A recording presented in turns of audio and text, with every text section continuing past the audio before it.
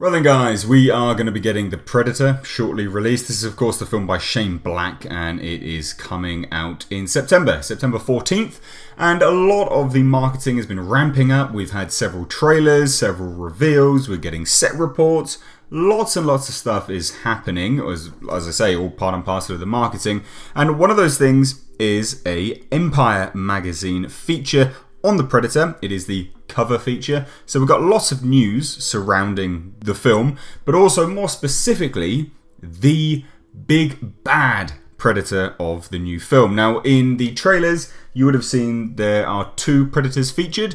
We got the fugitive Predator, which is the main Predator that we see in the trailer, and then halfway through, we see the big bad upgrade Predator. Now this is, a lot of people have dubbed this the ultimate Predator. It's not. In the script it's actually called the upgrade Predator, and they confirm that once more in this article. So please, when you are describing this online, please don't, run with this ultimate Predator thing. This is just made up. It is actually in canon called the upgrade Predator. So a lot of people have been asking me, can you do an explained video on this? And of course from the script there is a lot of information, but a lot of the script has changed, so I have been holding back on doing that video. But thankfully, thanks to Empire magazine, we have an updated piece of information with regards to this creature. So a lot of people have been wondering what it is, how it is there, why it's not wearing armor, everything. A lot of people have even wondered if it's a female. I've stated categorically that it's not, it shouldn't be unless they've changed it. But basically from the Empire magazine, the caption for the upgrade Predator reads as follows: bigger, meaner, and nasty as hell. 10 feet tall, a midnight black, bristling with spines, skin thickened with chitinous organic armor, the product of harvesting DNA from the deadliest creatures on every world it's hunted. This is the ultimate expression of Predator dominance. It is, it's fair to say, one giant, ugly motherfucker. So there we have it. It's a brief explanation for what the upgrade Predator is. It's confirmed that it is going to be 10 feet tall.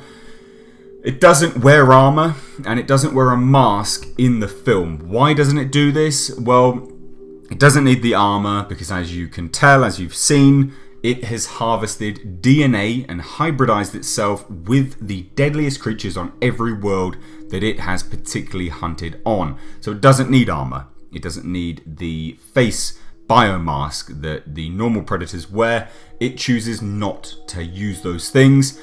And it's another reason why it doesn't really have that much in terms of technology on it either. We can see some wrist adornments. We don't know whether it's a wrist computer or it has wrist blades, anything along those lines. This is the biggest, baddest ultimate Predator we would have ever seen. So it is going to be interesting to see how this one plays out in the film.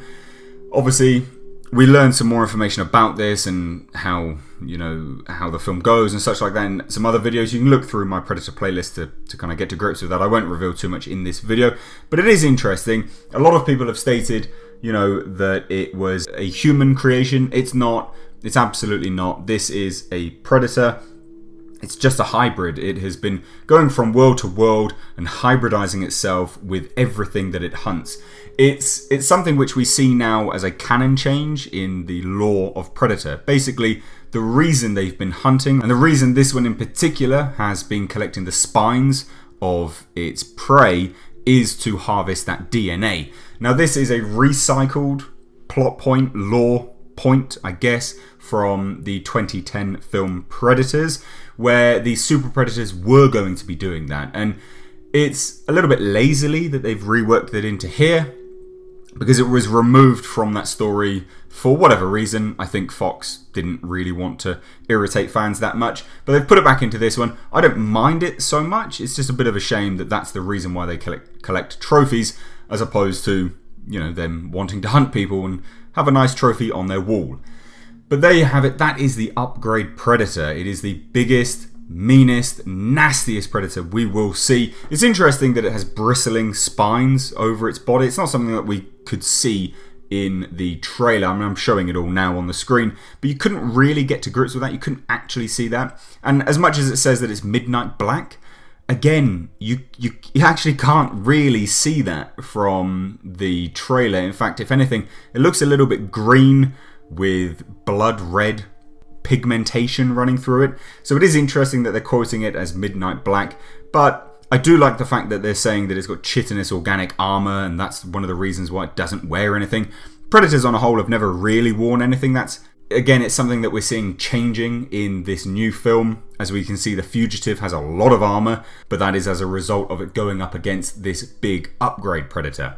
So guys, what do you think of this? What do you think of the fact that this upgrade, this ultimate Predator that people have been calling it, what do you think of it? Do you like the fact that it is what it is because it's been harvesting DNA? Do you think that's a good addition to the lore? And of course, a lot of people will jump at this and say, well, look, it's not actually going to be a widespread lore change, because it was put to Shane Black on Twitter whether this was just a one-time only thing, just a singular clan or something along those sorts, and he did reply saying, it's just a one clan thing. But unless they make that very, very clear in the film, it's something which no one's going to know, and unfortunately if it's not on screen, it kind of doesn't really count as canon. So if we learn that this is what they do, the Predators do, then it's doubtful that we can then say, well, it's only just one clan. Because unless that is confirmed and is made obvious in the film, no one's going to know, and the next film in the series can just easily wipe it and completely change it. But I do like this. I think on a whole, I like the concept. It's one of those things where, bigger doesn't always necessarily mean better though. And that's where I think this movie will fall down, because ultimately it's kind of what they tried to do in Predators. They tried to make these super Predators bigger, stronger, faster, everything. And also they put more in. But ultimately it removes itself from what the Predator was all about, the first one and the second one, where you've got these highly skilled hunters and they don't really require multiple Predators to make the film that great.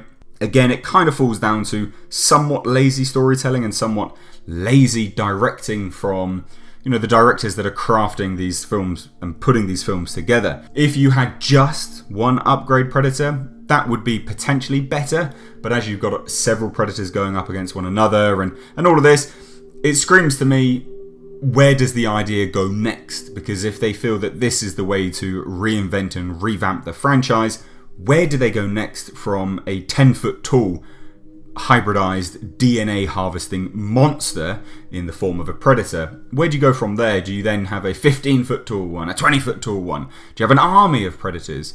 It's one of those things which unfortunately just goes more and more to the extreme each time, and that's where I feel it comes down as a massive shame. I feel like you could do the upgrade Predator in a better way with a better setting. But I am really, really hopeful for this film. Now, there's a few things which have changed with the third act. I've done a few videos on it. I'll link them in the description box. And those changes, I genuinely feel, will make this film better. I've speculated that they will potentially change the ending of this film, where and how the film wraps up, which could have been really, really negative, but it's in those videos which I've thrown in the description box. So I am hopeful. A lot of people have said, I'm just kind of shitting on this film. I'm really not. I want this film to do really, really well. So all of this news coming out is good. You can expect an awful lot more stuff coming out very, very soon. I would even imagine we're going to get another trailer, like a feature-length trailer, because we've only actually had one. A lot of people have touted it as trailer 2, but the first trailer was a teaser trailer, then we had a TV spot, and then we've had a full-length trailer, which we can imagine there's probably going to be another one coming out very soon as well.